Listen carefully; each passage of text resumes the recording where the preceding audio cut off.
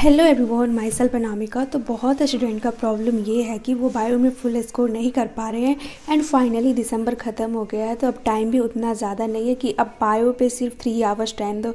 मेरे पास जो मैसेज आया था उसमें वो बोल रहे थे कि मैं विपिन सर के लेक्चर से रिवीजन करता हूँ। भाई बायोलॉजी में आप 3 घंटा नहीं दे सकते हो रिवीजन के लिए।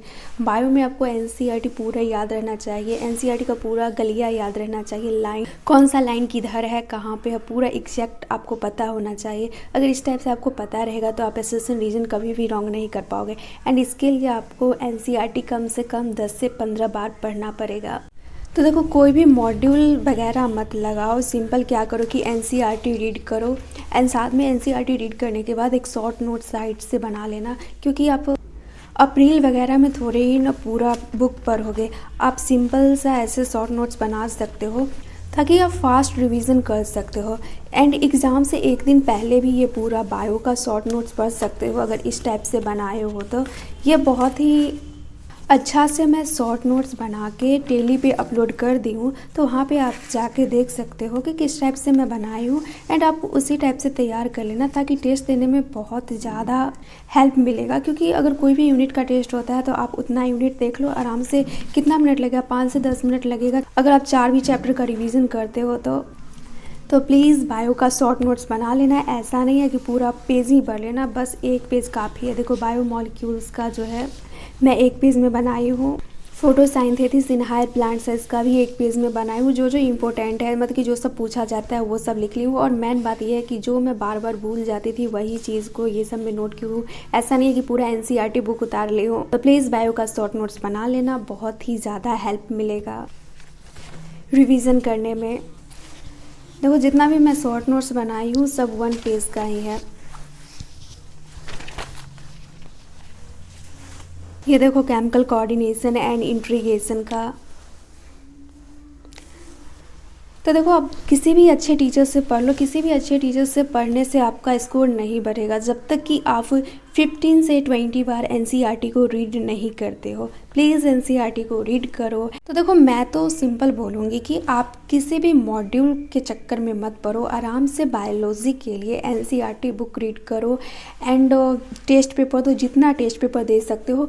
बायोलॉजी का तो डेली टेस्ट पेपर लगाओ। एंड टेस्ट पेपर कहाँ से लाओगे? तो डेली पे फ्री में बहुत ही अच्छा इंस्टीट्यूट का टेस्ट पेपर मिलता है, जैसे कि मोशन का ले लो एंड न्यू लाइट का ले लो, अड्डा टेस्ट सीरीज ले लो, एलन का ले लो, आकाश का ले लो, जितना का भी। और ये सब में जो क्वेश्चन पूछा जाता है ना, बायो में प्योर एनसीईआरटी लाइन से पूछा जाता है, एक भी क्वेश्चन एक्स्ट्रा नहीं पूछा जाता है। तो अगर आप टेस्ट पेपर दोगे तो आपका मार्क्स भी पता चलेगा।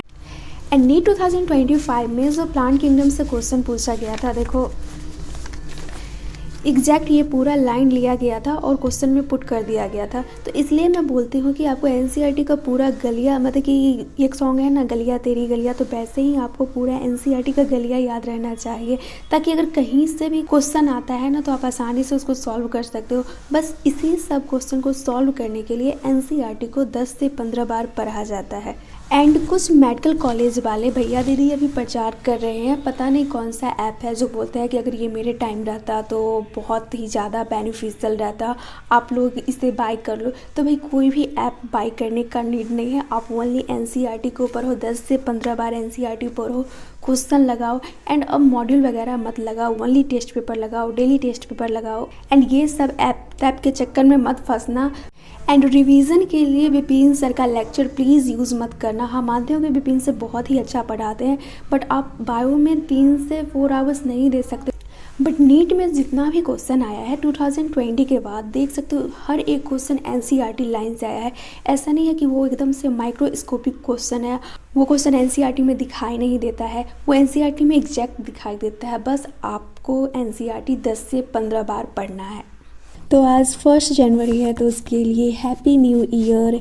एंड बायो में PYQ 100% करो, वो भी सिर्फ एनसीईआरटी बेस्ड, क्योंकि 90 वगैरह वाला क्वेश्चन जो रहता है वो अब पूछा नहीं जाता है। एनसीईआरटी 10 से 15 बार पढ़ो, टेस्ट पेपर लगाओ एंड देखो कि क्वेश्चन कहाँ पे रॉन्ग हो रहा है। मतलब बायो में जो भी क्वेश्चन रॉन्ग हो रहा है टेस्ट पेपर में, देखो कि कौन सा लाइन स्किप करने से वो क्वेश्चन रॉन्ग हुआ है एंड उस लाइन को बार बार पढ़ो ताकि नेक्स्ट टेस्ट सीरीज में अगर वो क्वेश्चन पूछा जाता है तो रॉन्ग नहीं हो। केमिस्ट्री के लिए भी PYQ लगाओ। इसका तो लास्ट 38 ईयर्स का PYQ लगा लो, चाहे जो भी ईयर में पूछा गया क्वेश्चन सारा क्वेश्चन लगाओ। एंड केमिस्ट्री में फिजिकल हो, इनऑर्गेनिक हो या फिर ऑर्गेनिक हो, पूरा पार्ट अच्छा से पढ़ना है। NCERT का लाइन बाय लाइन पढ़ना है। एंड NCERT में जो भी सॉल्व क्वेश्चन दिया गया है उसको अच्छा से कर लो। एंड फिजिक्स में भी 38 ईयर्स का PYQ लगाओ। एंड टेस्ट वगैरह में जो भी क्वेश्चन आता है देखो उस क्वेश्चन का ओरिजिन क्या है, क्योंकि किसी भी टेस्ट सीरीज़ में 100+ मार्क्स का पूछा जाता है ओनली PYQ से। एंड क्लास नोट अच्छा से पढ़ो, बस इतना ही करना है।